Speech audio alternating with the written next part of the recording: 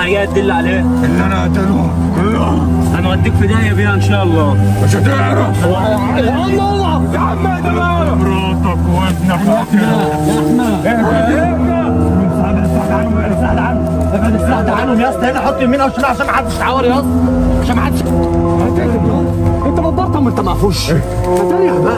هقتلكم. اما ان شاء الله هقتلكم كلكم. ناخد الفلاشه دي فين يا جدعان عشان نخلص من الراجل ده.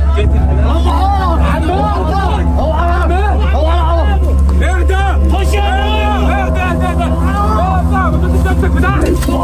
ما توديش نفسك في داهيه.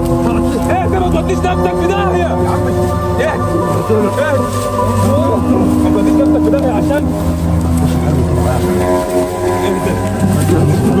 ماشي ماشي. اهدى بقى، خلينا نعرف بقى الحوارات دي بقى عشان نرسى بقى ونخلص منها. والله يبارك لك عشان خاطر دلوقتي ايه ما نودكش في 60 داهيه. احنا نقدر نخلص عليك دلوقتي ونسيب